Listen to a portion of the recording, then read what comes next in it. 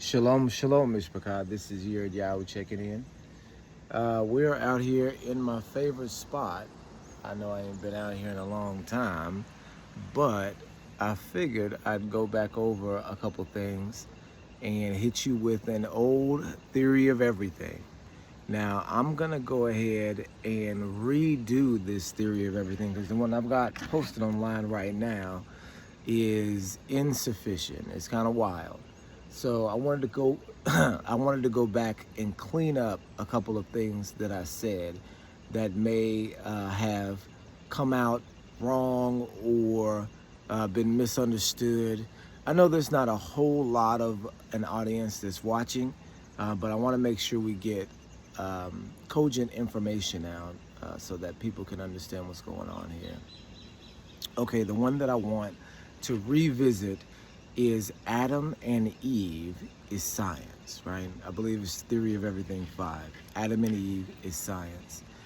So the concept that we're dealing with here is the difference between evolution and creation. That's really the crux of the discussion here. And so what people don't always recognize is what science is and what is scientific and what isn't, right? And so you have to look at the two opposing theories scientifically, right? You have to weigh the options. You have to, use all the information that you have and deduce a solution. That's what science is all about, being able to come to a solution from the evidence that you have. That investigation, science and investigation go hand in hand. So when you do a little bit of investigation on the two prevailing theories of creation and evolution, now we who know that there's no theory of creation, that Elohim created mankind and set us forth to do what we're doing now and to be able to do what we can do now.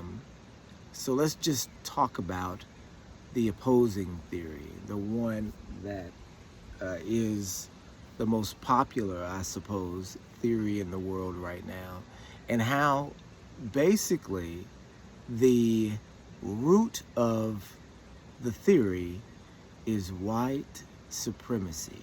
And so we need to discuss that the prevailing theory of mankind right now, evolution, is dissembled white supremacy. So let me explain. That sounds crazy, but let me explain. So if you start from the very beginning, if you start from the Big Bang, which we've already gone over, is a mythology of the creation of the universe, that there was an explosion, and in this explosion was inexplicably created rules to a system, and then the rules of that system began to operate in the universe, and from that, the planets, the stars, the suns, and the galaxies are basically coagulated inside of this empty space, right?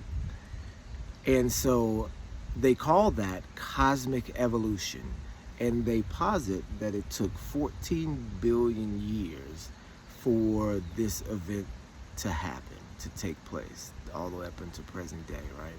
To have the universe is as it is. So cosmic evolution, the starting of something small, a singularity, which we already discussed, was a point that is infinite mass and zero space.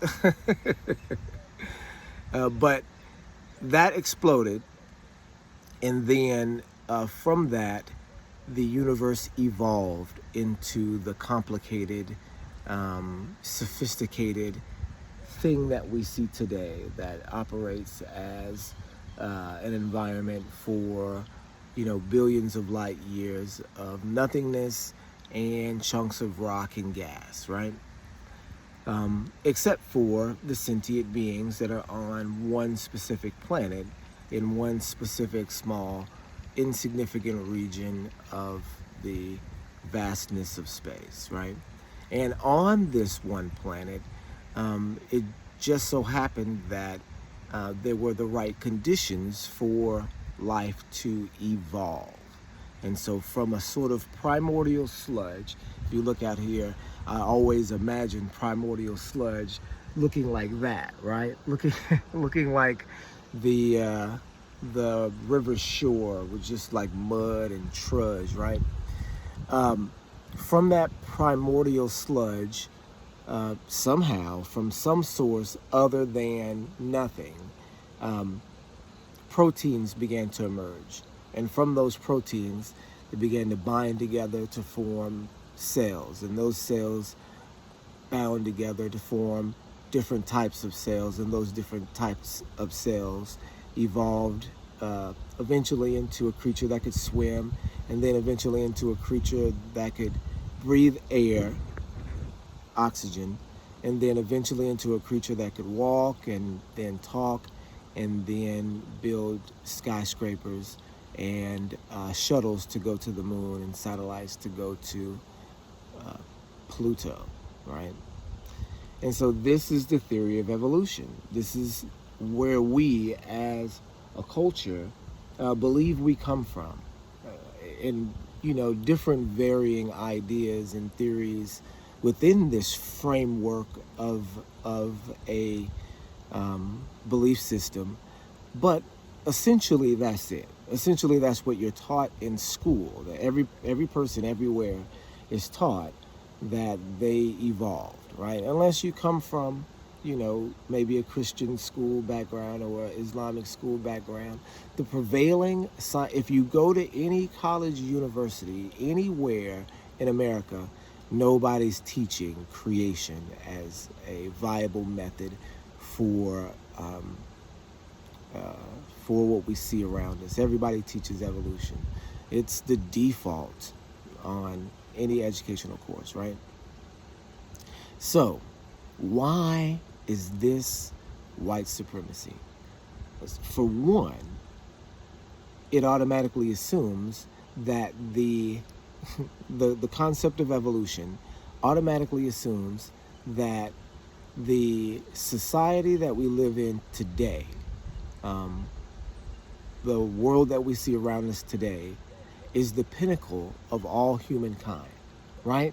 And so historically, we can look back in time and see that the people that were prior to us were more primitive than us, right?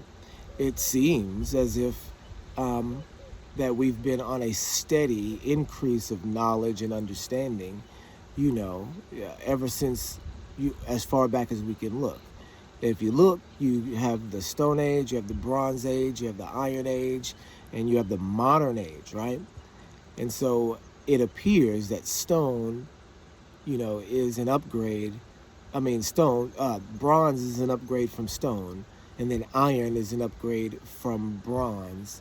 And then now we have, the modern era. So if you look back at history in that sense, then you automatically can see, oh yeah, we are progressing. We do have planes that can get you, that travel 700-800 miles an hour, that can get you, thousands of miles across the face of the planet in just hours, right? And so it appears as if, we are at the pinnacle of human civilization, and that we are a technologically advanced civilization that is more complex than it ever has been. But that is for sure an assumption that assumes that there was no cataclysmic event that in the distant past that wiped everything out, that if there was a technological base, that is an ancient one, that there wasn't some huge world event that destroyed that, right? That automatically assumes that the world has never been wiped out before, right? And science tells us that the world is likely to be wiped out by a flood, by a comet, by any of these by disease, by virus, by any of these different doomsday scenarios. It appears as if the world could be wiped out. We've seen large populations of people wiped out by viruses, wiped out by floods, wiped out by volcanic eruptions. We've seen these things happen in history, so we know that large events can happen. So that's one thing about evolution, just to give, I call it temporal bias, right? That the time frame that you're in now is the greatest one because you're in it, right? You're biased because you're in it, right? So with that being said, at the height of this current era are European society, white society, right?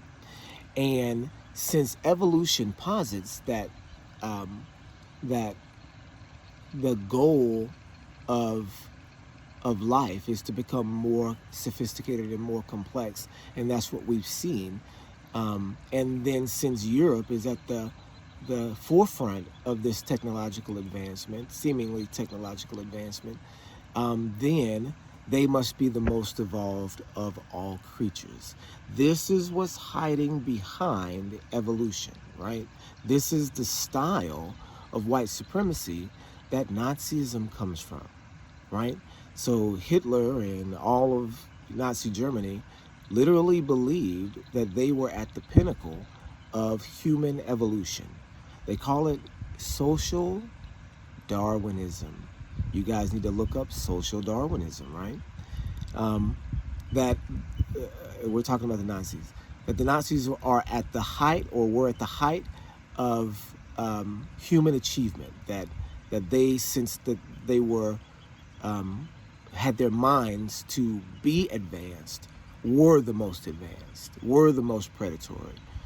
You look at Charles Darwin for the predator-prey relationship, that the dominant species will be the more predatory species, and since predatory skills are successful in leading successive generations, then predatory characteristics tend to be expressed and carried on, and then are are encouraged, because that encourages evolution. Do you see what I'm saying? This is the next step, and if you just logically map out in a debate style or a logic style breakdown of evolution, this is what the finished product is. That since European civilization has been the most predatory and the most successful in recent eras, then that must be also the pinnacle of human evolution. And then the next step beyond that is what? Continued predatory behavior. And to be honest with you, that's what you see, right? But you don't see it in evolutionary terms. You just see the predatory behavior. Okay, so this is the crux of evolution at the current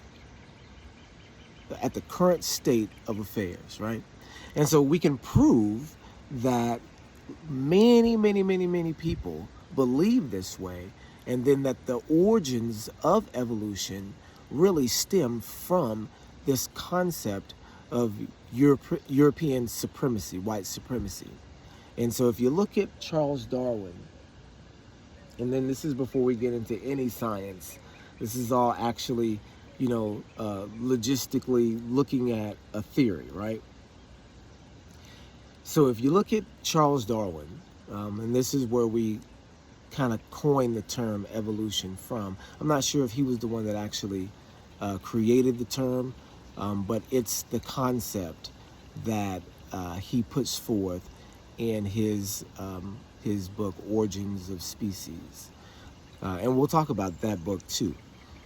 But if you look at what Charles Darwin says, what he says in one of his other books, which is called The Descent of Man, that of course they believe that apes evolved into man, and the very first style of man was black people. That's why they'll so readily admit, yeah, black people are the oldest style of people on the planet, and the origins of civilization come from black people, because they want to say that they've evolved beyond that. That's why they will readily admit to you that the black man is the oldest person, the oldest style of person, human on the planet, right? That's why they concede to that fact, because we already know it's a fact, but they will concede to that fact because it follows along with their concept of evolution, that you start off simplistic and then evolve into a more complicated being, right? And so they will give that to you. And so we know that and we know how they feel about that because of Charles Darwin. And Charles Darwin, what he says, and you guys can go look this up in his book, Descent of Man, right? And you see this is the title of the book even. It says that one day in the not too far future, the civilized races will more than likely exterminate the races that were closer to monkey. I mean, that sounds crazy even saying it. That were closer to ape, so that there would be a wider gap between animal and mankind, right? That mankind, one favored race, will evolve to exterminate the other unfavored races that have flaws in their genetic line, in order to create a more perfect human being. And so that the gap between man and animal would become wider when these particular uncivilized races were exterminated by the civilized ones. This is a quote from Charles Darwin, and I've paraphrased a bit, but look up the actual quote. He gives examples of the unfavored races, and the examples that he gives are Negroes and Aborigines. And if you know, the original Aborigines were black. He equates those to the lesser civilized, the primitive style of human.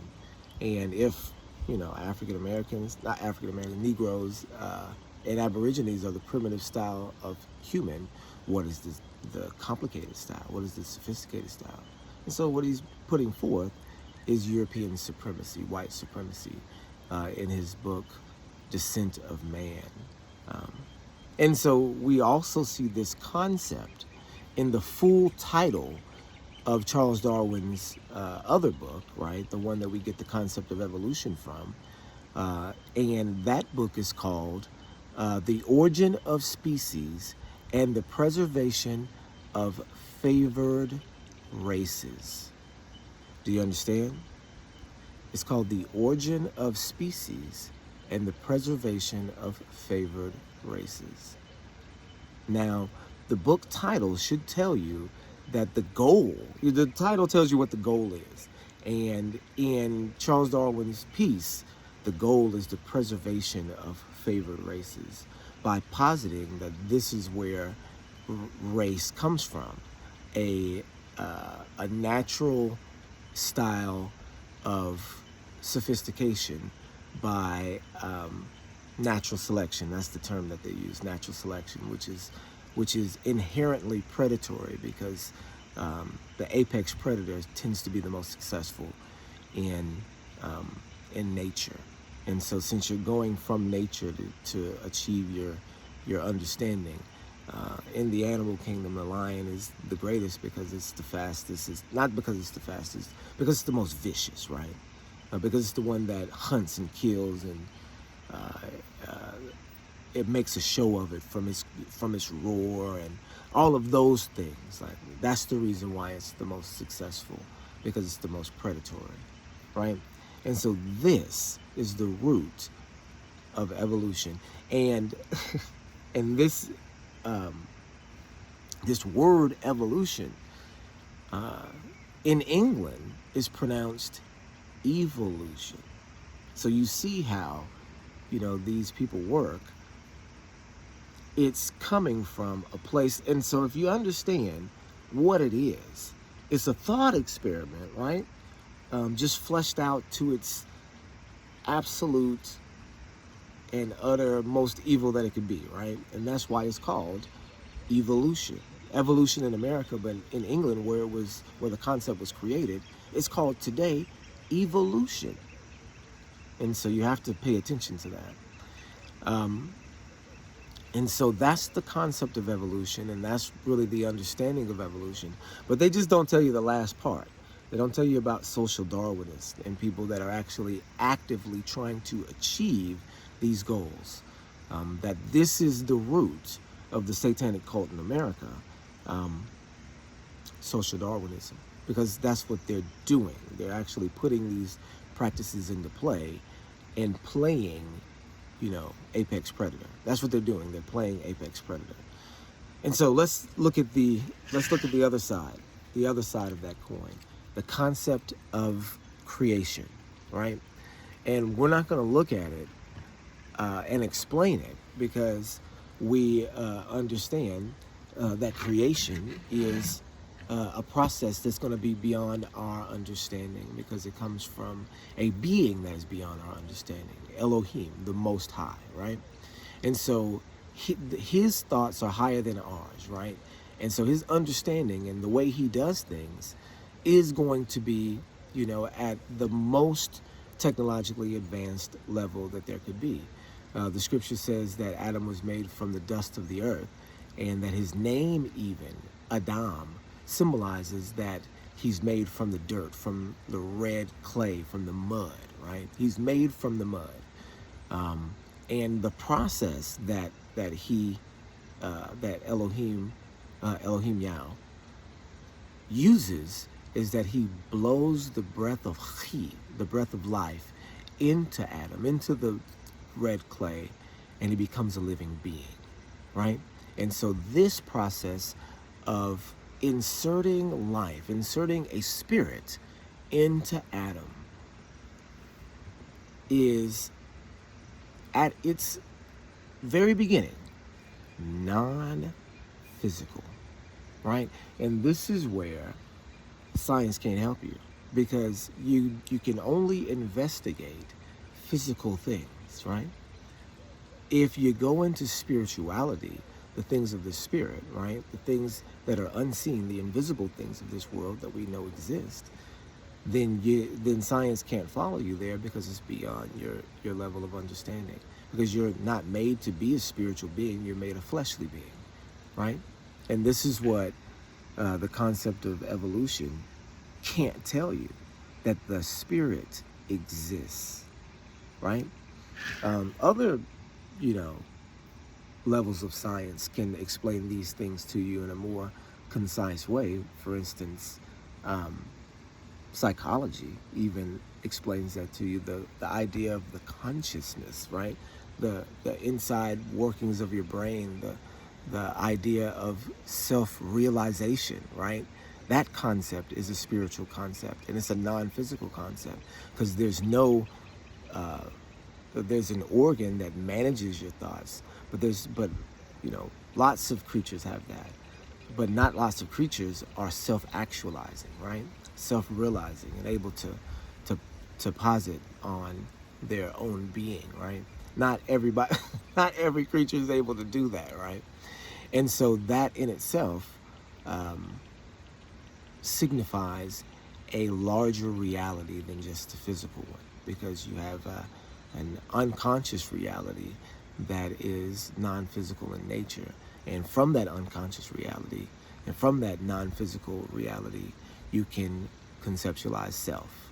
And that's a spiritual concept. So psychology goes a long way into proving that, evolution, the steady, the gradual bettering of a society or of a species is short-sighted. But okay, we're getting back to Adam and Eve, right?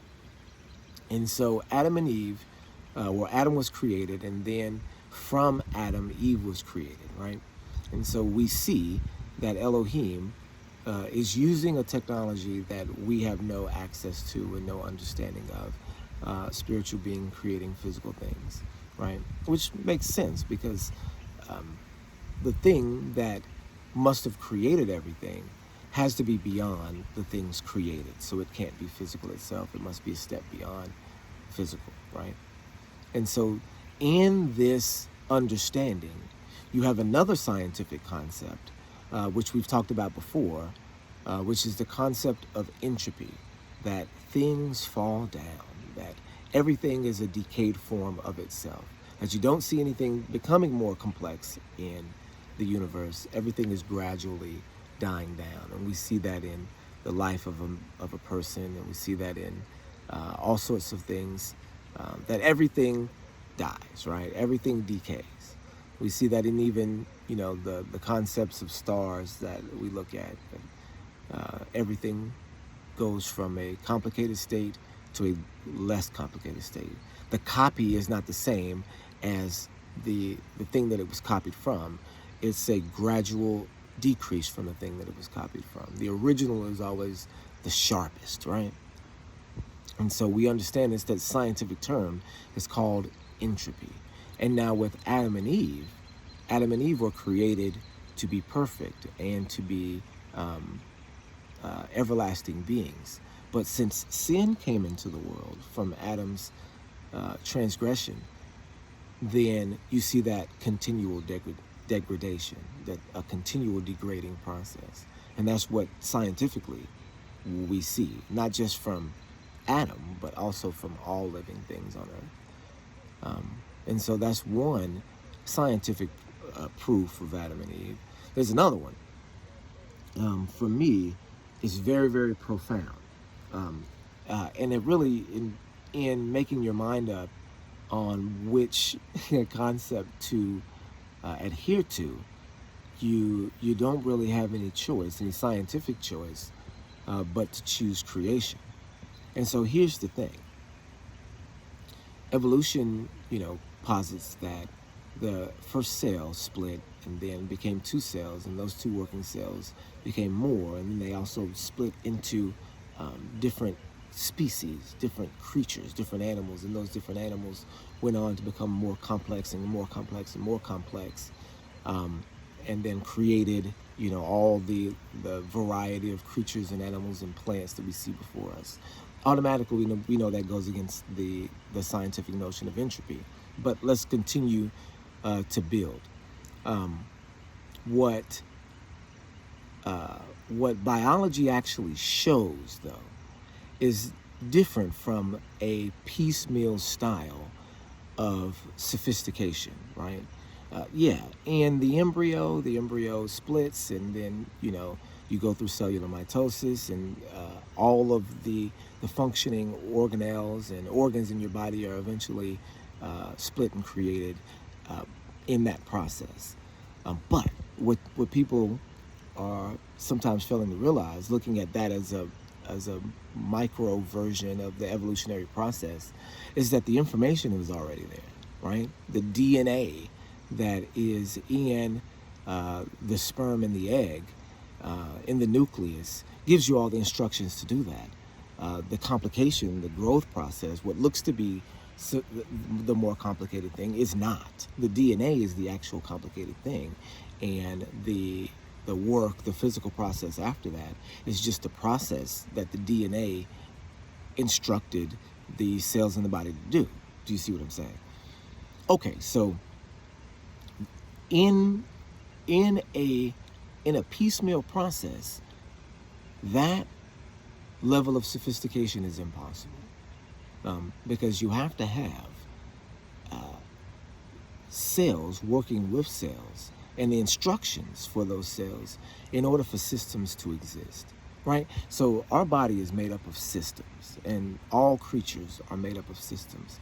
In the human body, you have the respiratory system, you have the circulatory system, you have the pulmonary system, you have the immune system.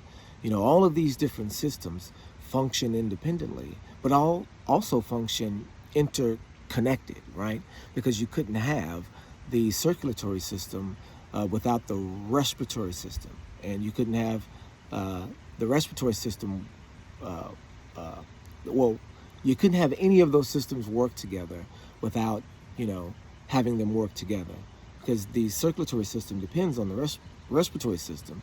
You breathe in oxygen into your body, and the oxygen goes into your blood to be pushed into the circulatory system, right? So you have the respiratory system working directly with the circulatory.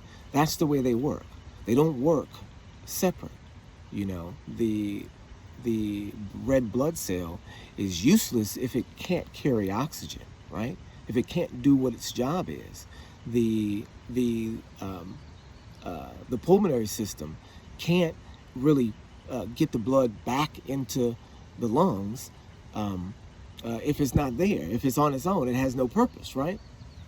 And so all of these systems functioning together means that they have to have appeared in working order. It couldn't have been, oh, well, this particular creature is trying out lungs, or this particular creature is trying out gills, or this particular creature is just, you know, because that's what they say, that one day one of the fish decided to grow legs and try lungs, right? How is that possible when you have a system that is designed for the place that you're in? Do you see what I'm saying? What is one system doing while the other system's in process? Do you see how that works, or how it doesn't work? That the human body had to have appeared in working order. And that's on a macro scale.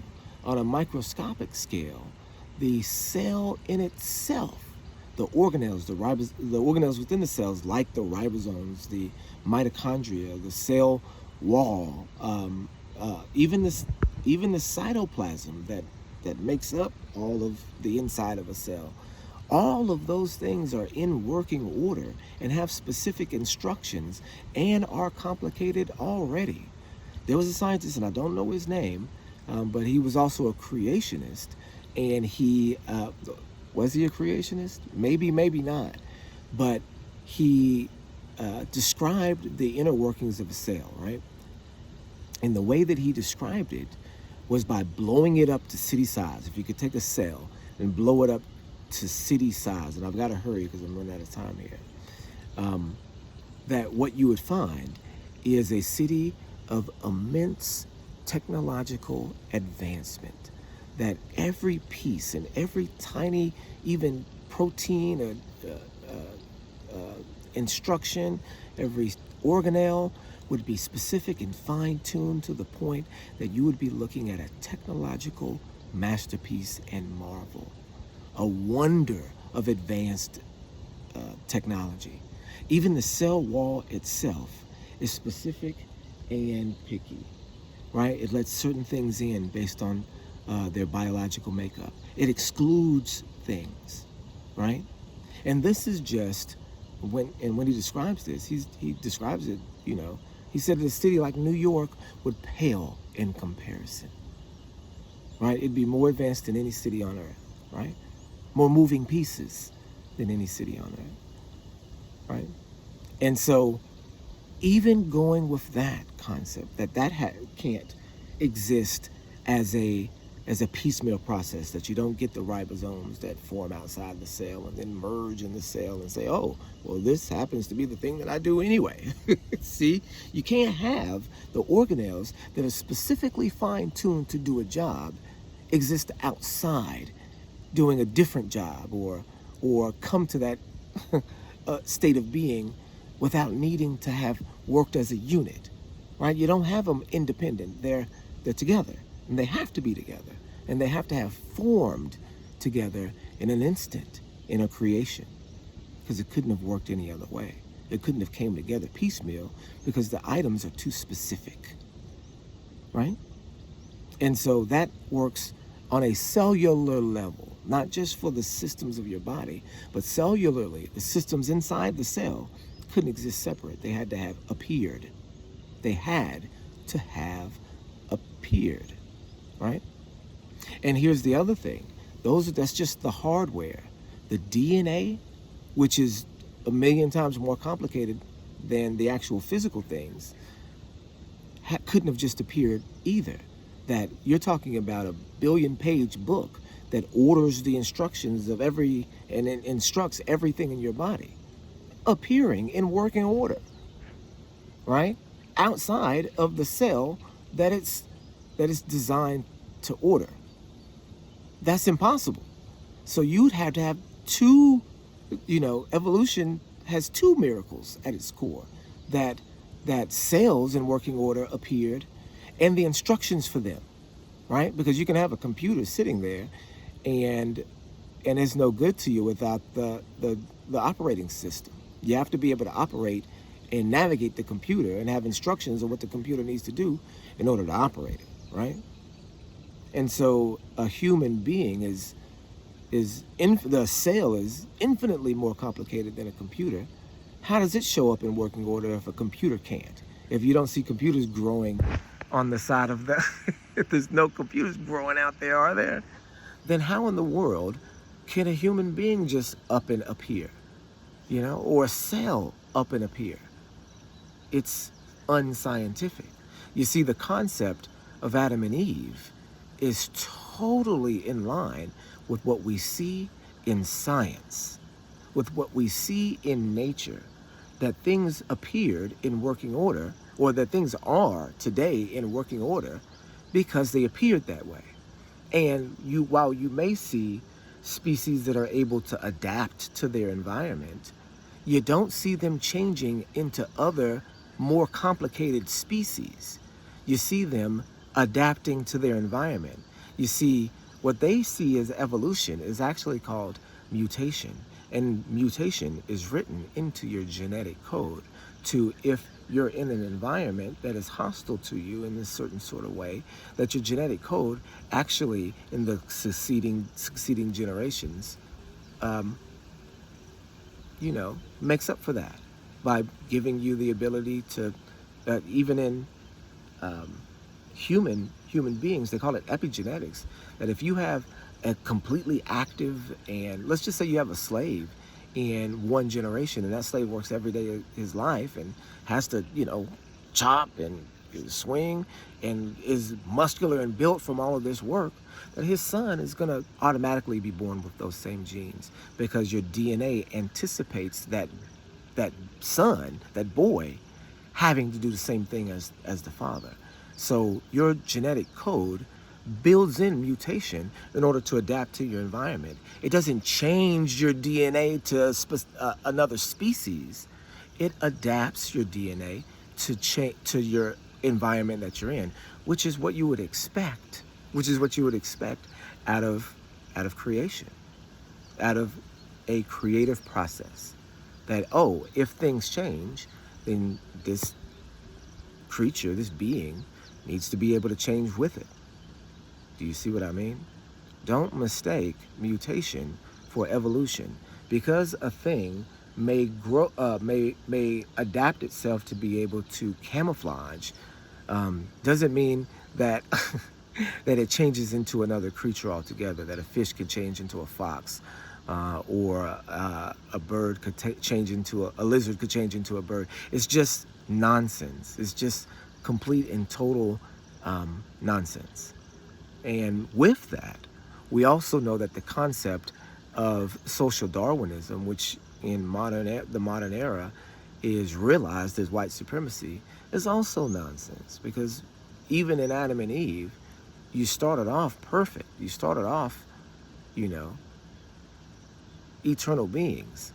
And then when sin came in, you began to degrade.